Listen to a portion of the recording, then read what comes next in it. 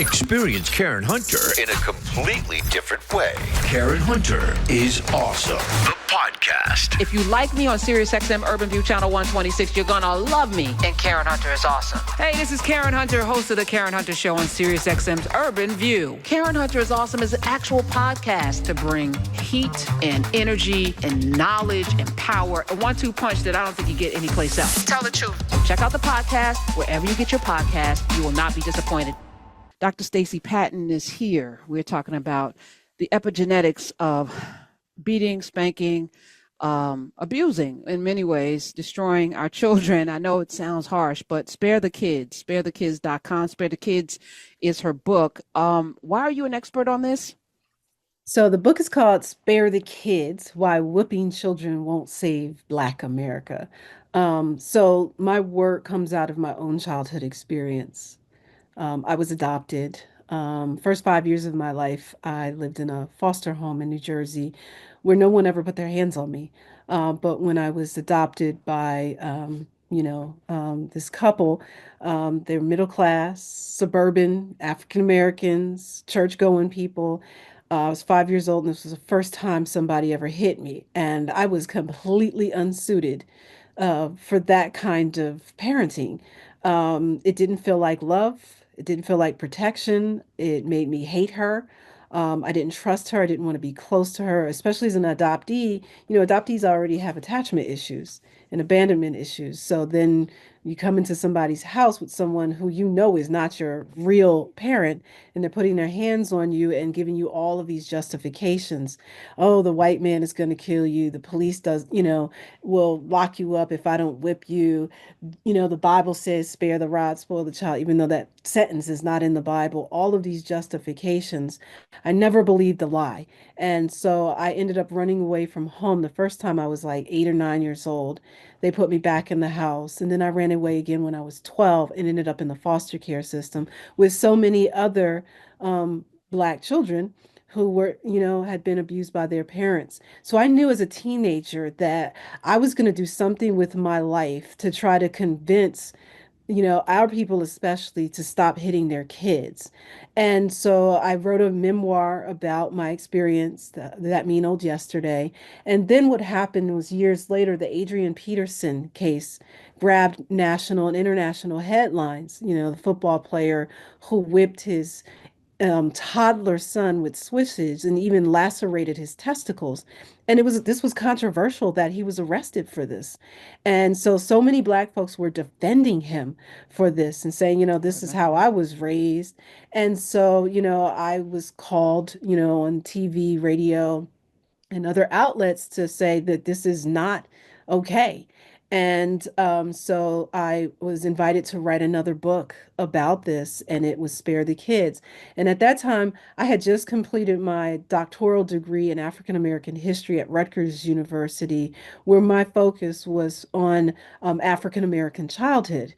And when you go back into the archives and look at the experiences of Black children in this country, particularly on the plantation, some of the ways in which Black children's bodies were being treated and handled, not just by white people, but also Black folks, because slave masters often left the whipping of Black children to Black people.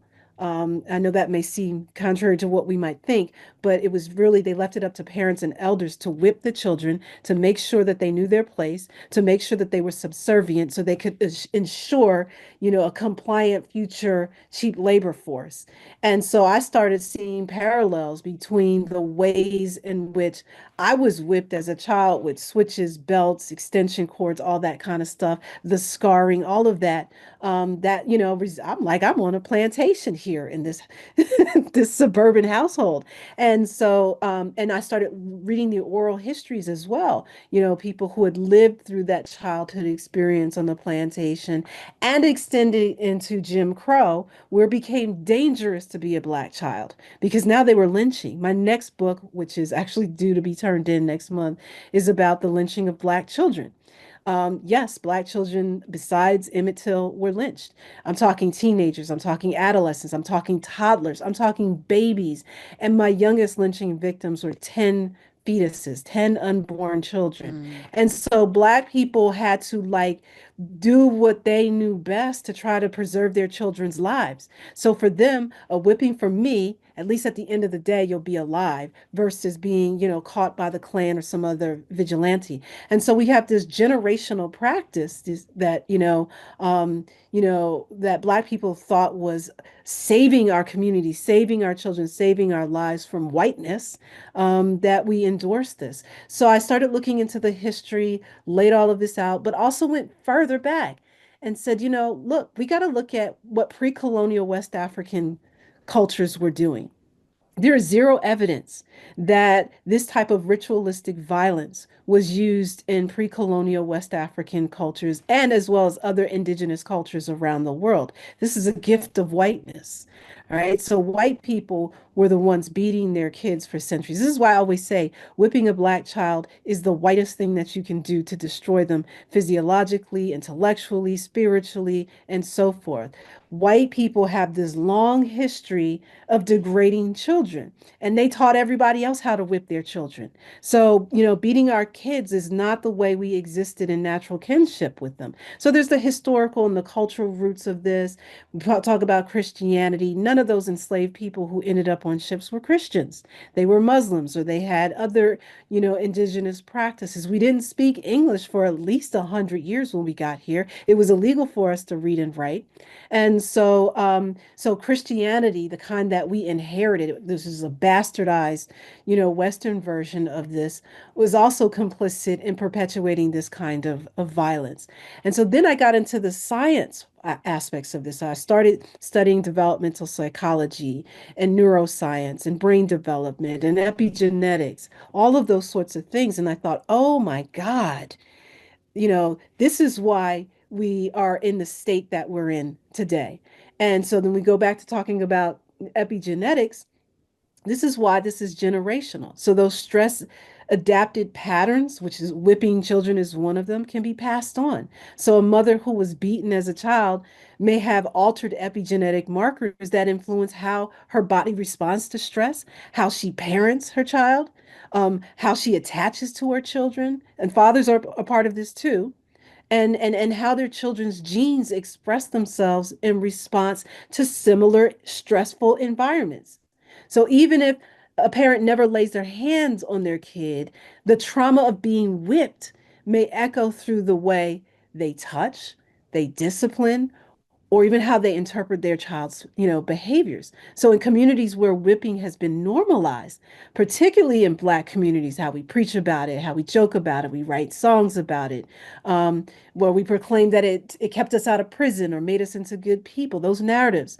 This violence is often framed as love or protection from that white world out there. So you get whole family lines marked by fear-based regulation, emotional shutdown, hypervigilance, internalized shame, not because Black people are broken, but because slavery broke the natural rhythms of parenting, and those adaptations have been, passed forward like inheritance. It's a biological inheritance. So when we whip children, we're not just disciplining behavior, we're altering brain architecture. We're telling the body to expect violence.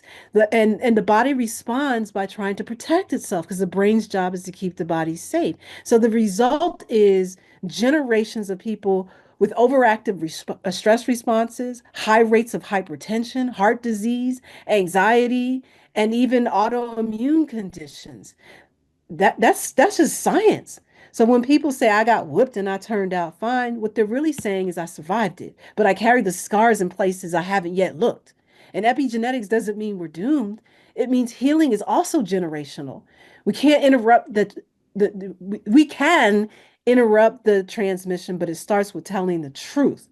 Violence doesn't make children strong. It makes them scared. And when fear becomes encoded in the body, it becomes our legacy. Hmm. Oh, Dr. Stacy Patton. Steps to, and we're going to get to the callers. I postponed our guest because this is an important conversation. It's Wellness Wednesday. We need to get healed. Give us some tools to reverse the epigenetic chain or the train that is propelling us. Give us some tools. Therapy, that's number Oh, one. okay. That's Go number talk one. to And I somebody, know, get yourself some help, some better help. yes, and I know a lot of people would rather go to war than go to therapy.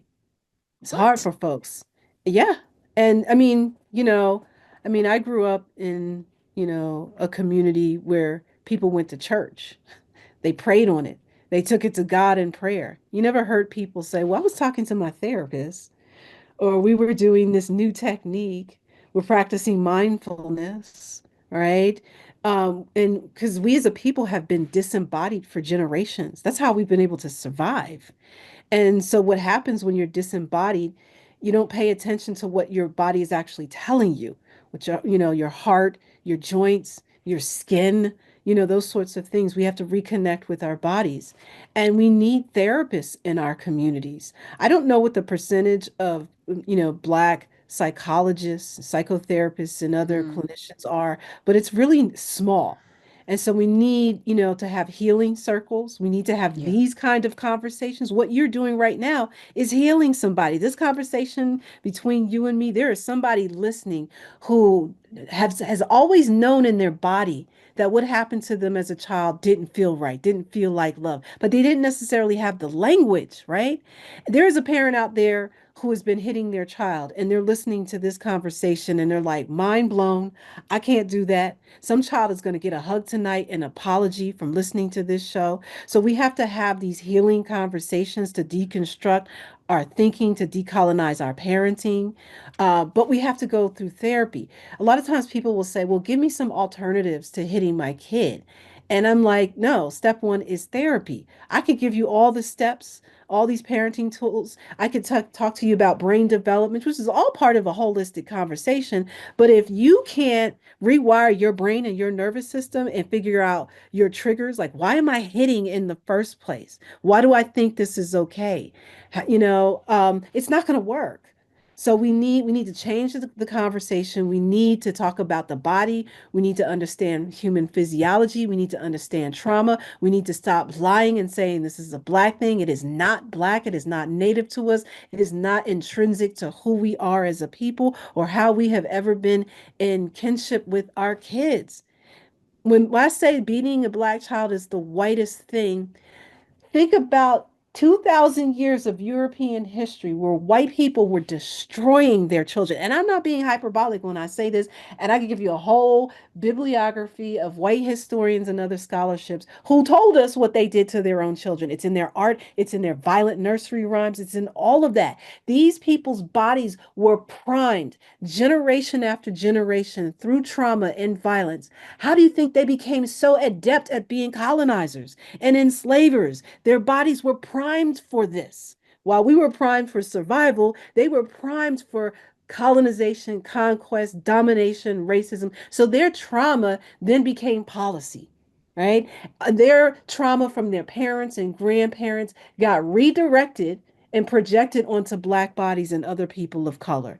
So what happened to white people in terms of what they did to their children should be a cautionary tale for us. If we keep going down this route, if we keep Oof. beating our kids, if we keep embracing childism, these everyday prejudices, if we keep slandering kids, if we don't protect their brains, right? Our children could become those future lynchers. Right now, we do it in our own Ooh. communities. We do Oof. it in our Well, own, I our, think we're seeing it. Stacey Patton, 866-801-8255. I think we're already Mhm. seeing you're saying something really powerful. And I just want to shout out Nubia, not just because it's a community that was created during the pandemic by me and Dr. Carr and everybody that showed up, but every other Sunday, Dr. Narissa from NYU comes in with an African centered mental health. She is a mental health provider. She's a psychiatrist, psychologist who gives an amazing, Dr. Sunyata does a holistic medicine.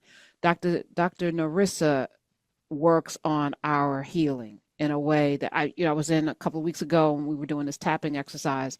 And it's those things that at least being in community around doing it, so we're healing together. You can pop in and ask questions. It's important that we find our spaces where we can have these conversations that it's safe. We're not yelling at each other.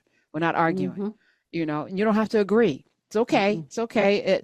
The first time Dr. Stacey Patton came on, I did not agree. It took her the second time to come on for me to sit in that first conversation to arrive at an epiphany. It's not going to happen overnight because we are dealing with generations of not just trauma, but ingrained sense that this is right. Experience Karen Hunter in a completely different way. Karen Hunter is awesome. The podcast. If you like me on SiriusXM Urban View Channel 126, you're going to love me. And Karen Hunter is awesome. Hey, this is Karen Hunter, host of the Karen Hunter Show on SiriusXM's Urban View. Karen Hunter is awesome is an actual podcast to bring heat and energy and knowledge and power. A 1-2 punch that I don't think you get anyplace else. Tell the truth. Check out the podcast wherever you get your podcast. You will not be disappointed.